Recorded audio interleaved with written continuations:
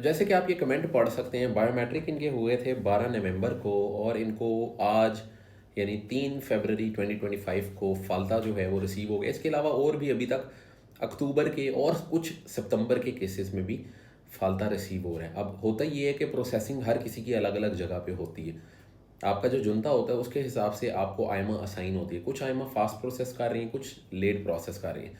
तो अभी तक कुछ सितंबर के भी फालते आ रहे हैं और कुछ जगह से नवंबर, जैसे आप ये देख सकते हैं, वहाँ से भी फालता जो है वो आना स्टार्ट हो चुका है।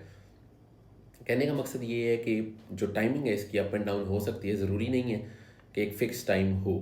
इसके अलावा जो जितने भी हमारे देखने वाले हैं, अगर आप में से भी किसी को कोई फाल्ता रिसीव हुआ है तो हमें कमेंट सेक्शन में ज़रूर बताएं कि किस डेट पे आपके बायोमेट्रिक हुए थे और कब आपको फाल्ता रिसीव हुआ है।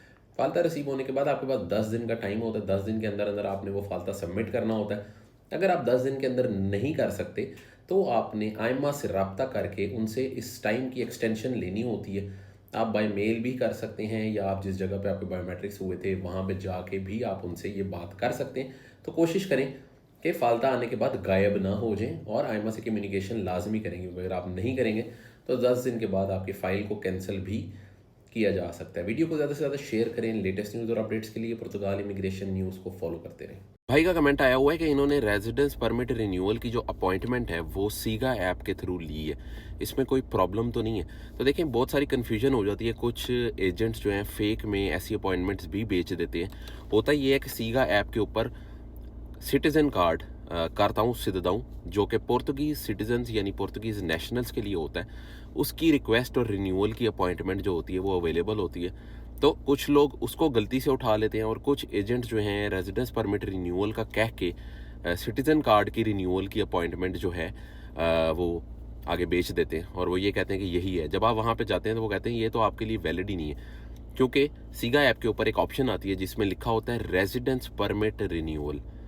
उसमें अगर ऑप्शन शो हो रही है, जो कि अभी आजकल नहीं हो रही, वहाँ पे अगर ऑप्शन शो होगी उसके बाद नेक्स्ट स्टेप के जाके आपने आयरन सिलेक्ट करनी है, फिर डेट सिलेक्ट करनी है, टाइम सिलेक्ट करना है और फिर आपकी अपॉइंटमेंट होती है। तो कन्फ्यूजन हो जाती है कई दफ़ा। करता हूँ से देता हूँ या सिटीज़न कार्ड की अपॉइंटमेंट के ऊपर जाके आप अपना रेजिडेंस परमिट रिन्यू नहीं करवा सकते। तो अगर आपके पास रेजिडेंस परमिट की रिन्यूअल की अपॉइंटमेंट है सीगा ऐप के थ्रू तो फिर तो वैलिड है, लेकिन अगर वो सिटीज़न कार्ड या करता हूँ सिद्धताओं की है तो फिर वो वैलिड नहीं होगी, उस पर रेजिडेंस परमिट रिन्यू नहीं होगा। आई होप आपको क्लियर हो गया होगा। वीडियो को ज़्यादा से ज़्यादा शेयर करें। लेटेस्ट न्यूज़ और अपडेट्स के लिए फॉलो करते रहें। पुर्तगाल से आपके लिए एक अहम खबर लेकर आ रही हैं। पुर्तगाल में रहने वाले इमिग्रेंट्स जो सिगुरेंसा सोशियल को कॉन्ट्रीब्यूशंस करते हैं, जिसको आमतौर पे हम लोग टैक्स कहते हैं, उसकी कॉन्ट्रीब्यूशंस रिकॉर्ड हद तक इंक्रीज़ हो गई हैं। यानी इससे ज़्यादा कॉन्ट्रीब्यूशंस पुर्तगाल की हिस्ट्री में इमिग्रेंट्स की जानिब से कभी भी नहीं हुई थी। इमिग्रेंट्स जो कि पुर्तगाल की पॉपुलेशन का सिर्फ 10% है, उन्होंने सुगरंसा सोशियल में 3.6 बिलियन यूरोस की कॉन्ट्रीब्यूशंस की हैं और ये टोटल कॉन्ट्रीब्यूशन का 12% है।